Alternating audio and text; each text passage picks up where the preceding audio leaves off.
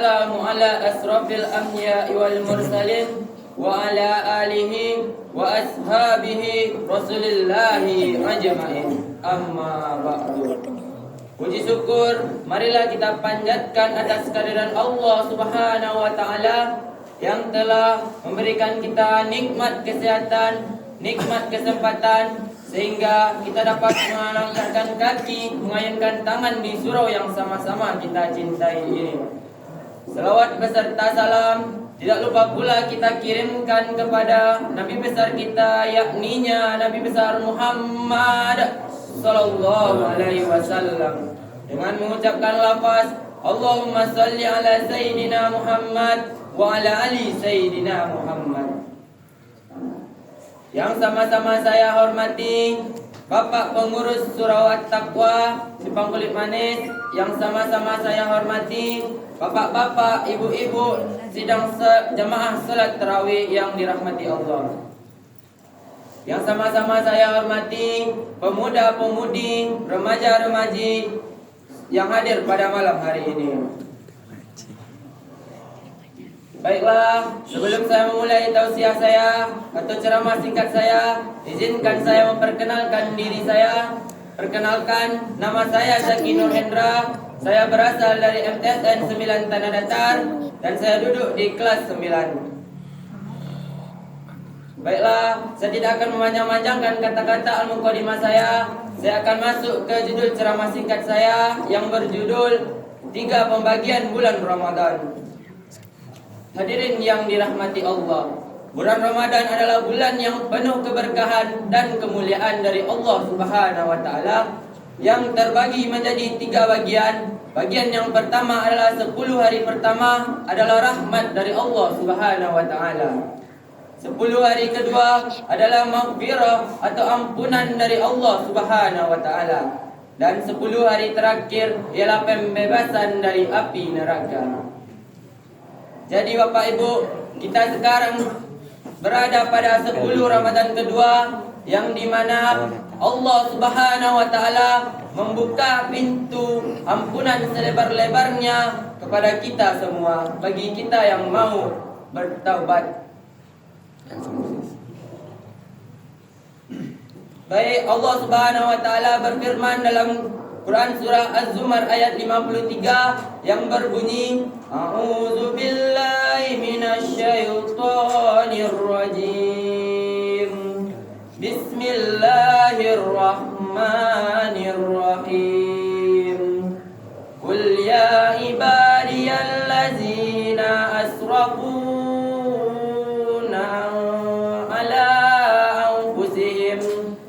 ala anfusihim la taqnatu mir rahmatillah innallaha yaghfiruz dzunuba jami'a innahu huwal ghafurur rahim.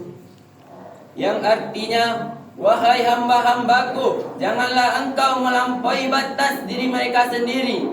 Janganlah engkau berputus asa mencari rahmat Allah Subhanahu wa taala. Sesungguhnya Allah Subhanahu wa taala mengampuni dosa-dosa semuanya. Sungguh Dialah yang Maha Agung dan Maha Sempurna. Ayat ini menjelaskan bahwa sebesar apapun dosa kita, Allah Subhanahu wa taala akan mengampuninya. Hadirin yang dirahmati Allah, Taubat yang diterima oleh Allah Subhanahu wa taala bukanlah sekedar lisan saja, tetapi juga harus memenuhi 3 syarat. Yang pertama, menyesali dosanya. Yang kedua, tidak akan berbuat perilaku tersebut. Dan yang ketiga, tidak akan mengulanginya kembali.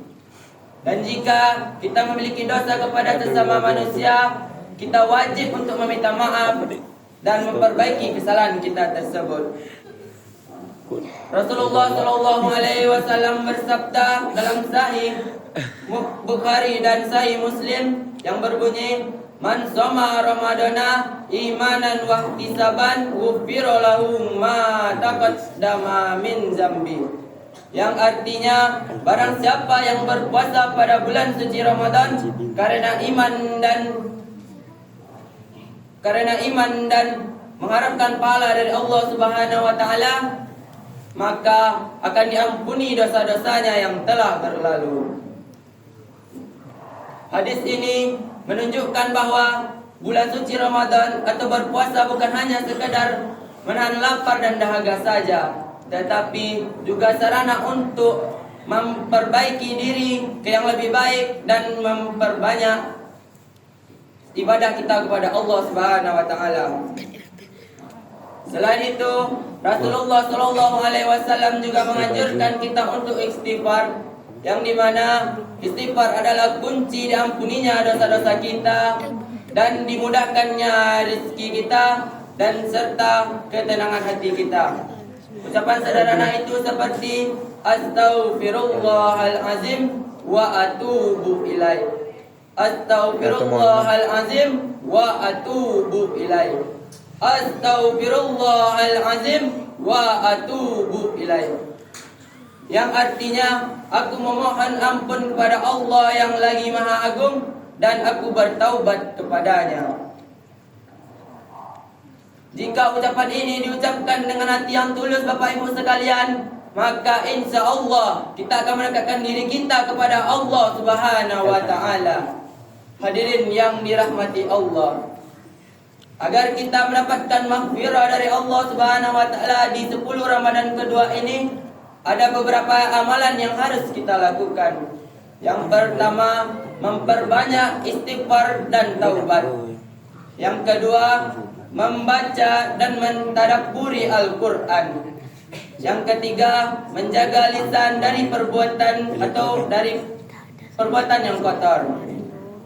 Yang keempat, menjaga atau memperbaiki hubungan dengan sesama keluarga, teman dan tetangga. Dan yang terakhir, meningkatkan amalan ibadah kita dan sholat kita, yang dimana sholat itu terbagi menjadi 5 yang wajib, yaitu subuh, zuhur, asar, maghrib, dan isya. Dan ibadah malam kita pada bulan suci Ramadan ada 2, yaitu bulan sholat tarawih dan sholat witir. Dan kalau bisa ditambah dengan sholat tahajud yang pahalanya berlipat-lipat ganda. Jadi saya mengajak Bapak Ibu sekalian, jangan sampai bulan Ramadan habis atau telah usai, Bapak Ibu masih dipenuhi dengan dosa maupun kebencian. Gunakan waktu ini untuk memperbaiki diri kita dan mendekatkan diri kepada Allah Subhanahu wa taala. Semoga di 10 hari kedua Ramadan ini Allah Subhanahu wa taala mengampuni dosa-dosa kita dan menerima amal ibadah kita dan menjadikan kita hamba yang bersih dari dosa dan siap meraih kesuksesan di akhir Ramadan. Mungkin itu yang dapat saya sampaikan. Terlebih dan terkurang mohon maaf jika ada kesalahan dan kekurangan. Saya sudahi dengan wabillahi taufik wal hidayah. Wassalamualaikum warahmatullahi wabarakatuh. Waalaikumsalam.